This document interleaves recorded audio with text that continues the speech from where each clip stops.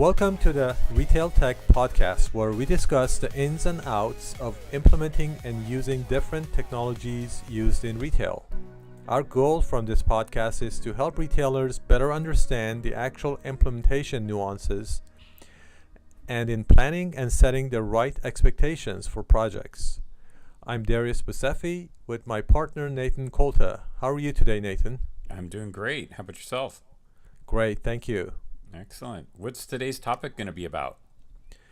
So today's topic is going to be about the use of text and SMS in retail. And I thought, Nathan, since your startup was using text, would we pull on your experience and thoughts? Yeah, I'd love to share my experience and my learnings from the trenches. Great. So the first thing I like to cover is what's the difference between SMS, iMessage, and text message? Oh, good question. So SMS and text messaging are primarily the same. It just kind of depends on what your region of the world would call it. If you're from Europe, you would typically say SMS. If you're from places like Southern California, America, you'd say text message or texting. So those are primarily the same. Then those messages are sent through a carrier like AT&T or Verizon or Sprint or Vodafone or something along those lines. In terms of iMessaging, that is done through an internal messaging, very similar to what BlackBerry. BlackBerry used to have an internal messaging. AOL had an internal messaging. So Apple is got its own internal messaging. It works on all of its Apple devices. If you're using an iPhone, it'll combine text messaging and this internal messaging as well. Okay, good. So when a business, for example, is using a text message system or service, that service itself will automatically change between these things to fit what the user needs, right? So the business doesn't have to worry about, I want to send this using text message or iMessage. The service should automatically detect it, right? Okay. Yeah, I got to clarify something there. So when businesses sign up for a text messaging service, it's traditionally using SMS or texting or whatever the carrier can send out. Usually businesses don't tap into some internal messaging like Apple's iMessaging system or Yahoo's messaging system. It's typically a messaging system that's ubiquitous across any carrier in the world. Okay. So it's going to basically take the carrier as a default and use that. Okay. Yeah. Great. So looking at the different applications of text in retail businesses, customer service is definitely a good application. Marketing or CRM, which is really a combination of marketing. And then I've also seen recently what's called a text to shop, where you can actually purchase things right from different applications. I've heard of one that I sort of looked at briefly called Magic, for example. These are all new services that are all based on text. So what's your experience? So your service was based on for customer service and marketing, right? It was mostly customer service. We did touch upon some marketing. We would use some of our marketing tools to send out maybe like a discount or some type of an alert of a special type of thing that's happening at, let's say, a dealership or at a store, an announcement. But generally, it was customer service issues. We really didn't do both. We didn't hook up to a CRM application, but we would do, either the work we did was marketing or customer service. Okay. What are the benefits of using SMS or text for a retailer? So for a retailer, the biggest benefit, this is like big, would be the high response rate. It's not just a high response rate, it's a high open rate too.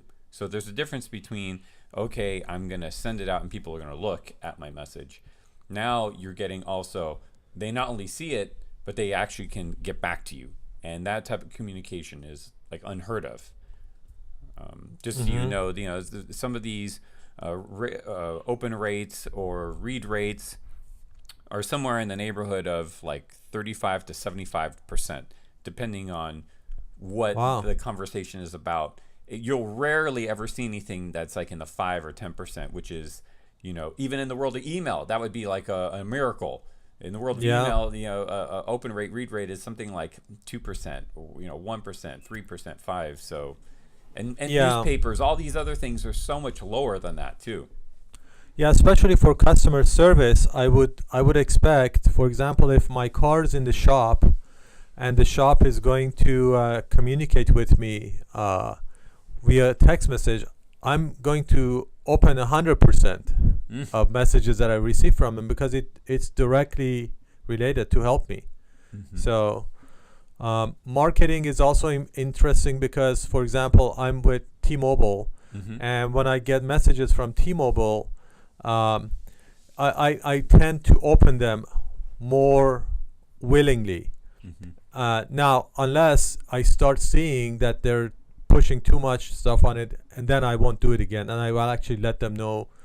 What about the different like standards and like laws related to sending text messages for people? Yeah, the same sort of laws that are involved with the spam cam laws for email and voice calling, like voice robot calling, or any type of like communication. So like the first time you can do it, there were no penalties, but if the person replies with or says some type of communication like stop or unsubscribe or X or something along those lines, that's when the communication has to stop.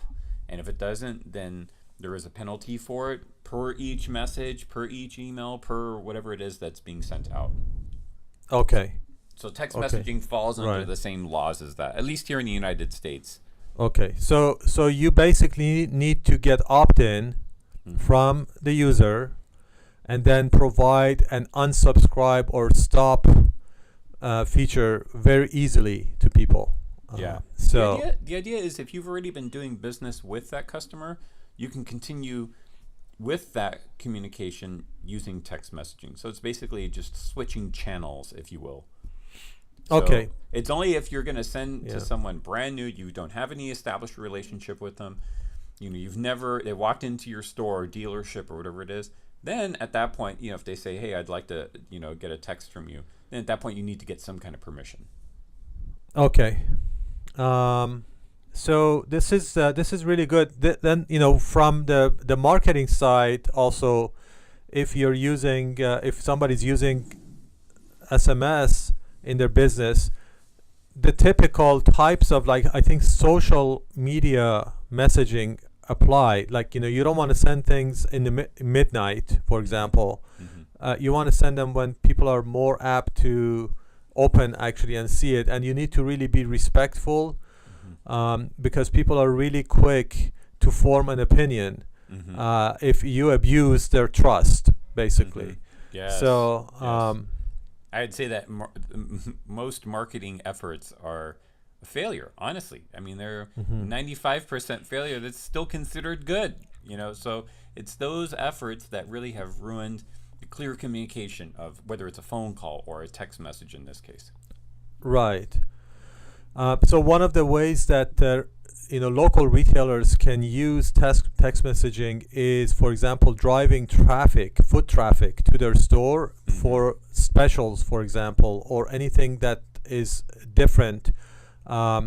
So, for example, let's say you have a sale going on over the weekend. You want to send the messages probably Friday afternoon between 2 and 5 p.m. Local time, so people can actually plan their weekend the next day. You don't want to send something to people Saturday morning for an event that's coming up on Saturday. It's too late for people. Most people are just already have plans. So the timing. So talking about the actual implementation and technical points, what was your experiences from your customer installations? Okay. So in terms of installations, so I would say that those that are very tech savvy, that want to have one system all put into place, APIs are very important. Those things would need to be taken care of from some programmer or IT person who is well versed in this area. Uh, a lot of databases are already kind of set up to talk together, but it's a matter of the technical people have to figure out who has what permission to write to which database or pull from it.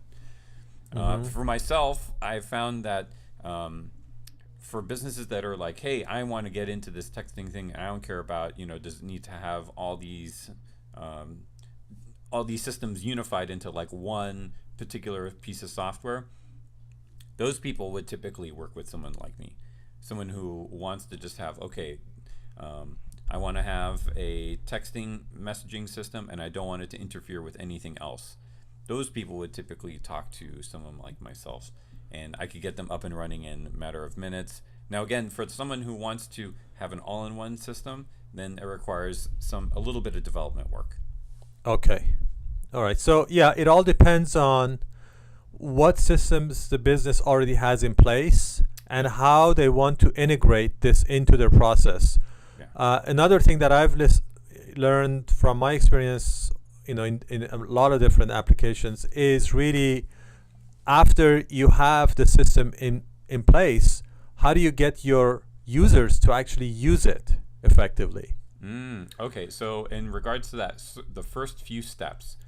By the way, I wanted to just get back to, there was this one point that I missed out on, and that is, a lot of people, a lot of the businesses that we got in touch with had like SAP, they had Salesforce, they had Edwards, they had Reynolds. There were a couple of other sort of big names, and a lot of them now have special APIs to get into a text messaging system.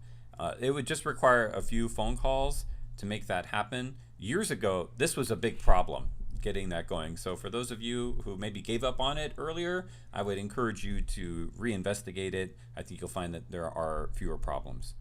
Now, as for the first step, I really think the best thing to do is to find a select group of customers that you are on good terms with, and almost like your VIPs, if you will, and send them some messages that basically say, hey, we haven't seen you in a while. We'd like to just do a quick test to see how responsive you'd be to maybe a special or an announcement, or would you like us to just stick with customer service and do like a quick survey?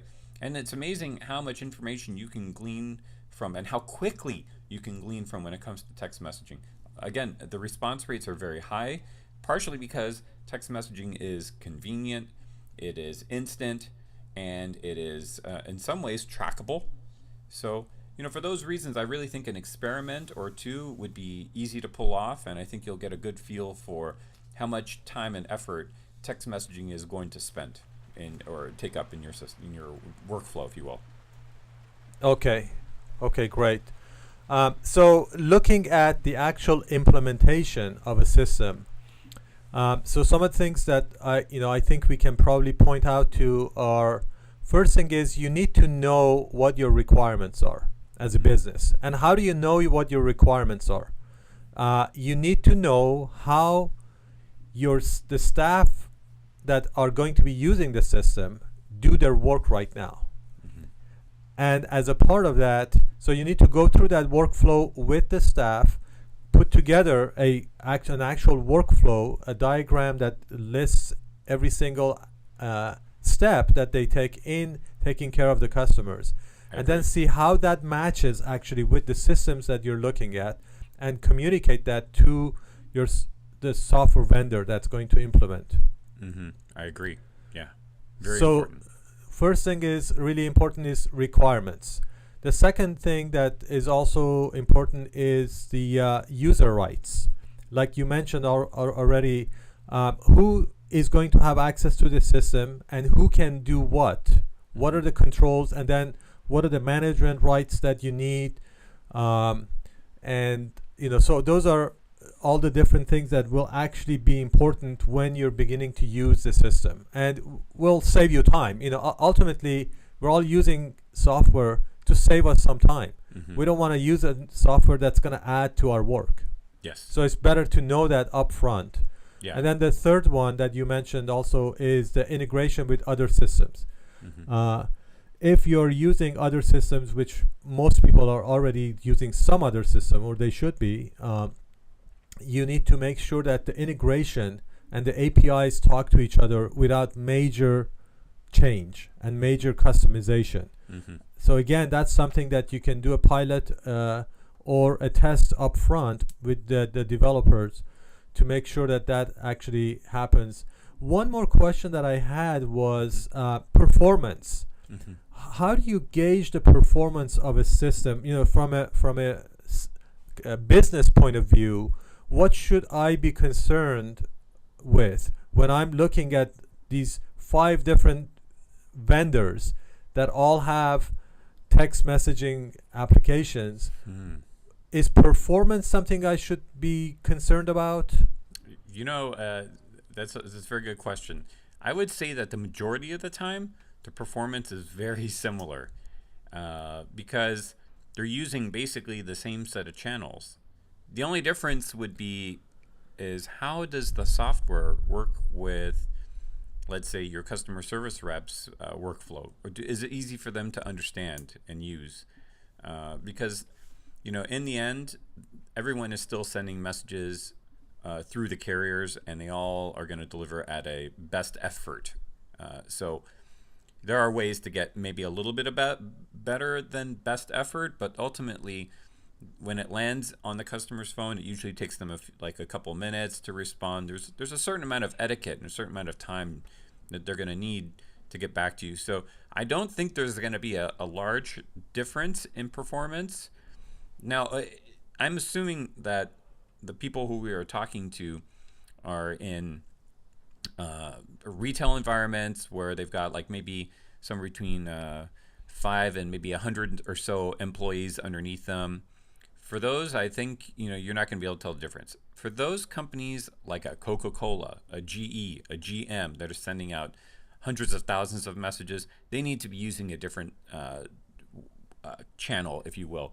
Those would be short code channels, and those are really designed to send out hundreds of messages per minute or per second, and those you can kind of gauge your performance in a different way in terms of how people respond to them. Those have different performance indicators. There's one thing I'd like to touch upon, and that was when we were talking about implementation and who should get the rights to use the software. I have a couple of pieces of advice when it comes to that. One is the person who's in charge of marketing really should have some type of access to a text messaging channel, but it should not have the same set of tools that someone who's in customer service would have. Someone in customer service is dealing with someone on a 1-to-1 basis or maybe 1-to-5 basis, and they don't need all the sort of machine gun type tools to send out hundreds or thousands of messages. They typically need just a one-shot approach. Someone who's in the world of marketing, on the other hand, they need those tools to be able to send out hundreds of messages and things like merge fields, so they can put in a customer's name into a message. These things are very important. They need to have schedules for these marketing efforts. The customer service people do not need those types of things to block them from sending a message, maybe in the middle of the night, to one customer who actually needs that urgent help. So different tools, different people, and that's why I think it's really important to know, yes, who are the people within your organization that should have permission to get to it. Okay, that's a great point. And I mean that's something that a lot of people actually find out about after they get the system installed, and they think, oh, okay, this is actually not something that I wanted to happen, and we need to change it. So this is good to know to look into before you actually start. So that's why the planning is as important Yeah. as the actual implementation. I agree. Sometimes people, because of we all have a million things on our to-do list and we have different priorities, we may not put as much attention on the actual planning.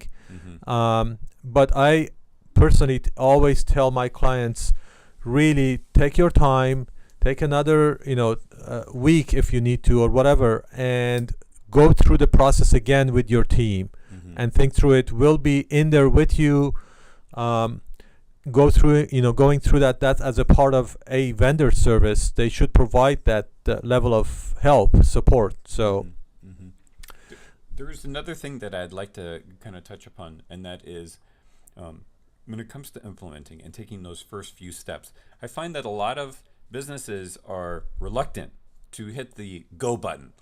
They think, oh my gosh, if I do this, then I send out a whole bunch of things, I'm going to somehow bother my customers or hurt my customers, and they'll think less of me. I disagree 100%. It is very important to have some good customers that you relate to and ask them, can I do just a couple of experiments? And I think you'll find that there are a lot of businesses that have a good fan base that would love to give you their feedback and to know that it lands on ears that can actually make a change. And I know that text messaging is something near and dear to many people's hearts, especially the younger populations that actually are willing to change and grow and spend money. And I think if a manager or a director decides to spend some time just working with a few of those, they'd be amazed at what kind of feedback they can get for their company, and know what sort of other changes they may need to implement going forward. Okay, and I would say that really should be an add-on service that a vendor should provide their customers to help them plan for that and go through that process. Again, the expectations is really important. If you expect your new application to be up and running and paying off in spades in the first week, then you're probably not going to be satisfied. But if you plan things within a phase approach, I think things are going to work out a lot better, and set the expectations all the way up through the organization. So I agree. Okay, great. Well, thank you very much. This is obviously a huge topic. We're just touching at the really important points, and we'd love to hear back from people, the listeners, if they have any specific questions or recommendations.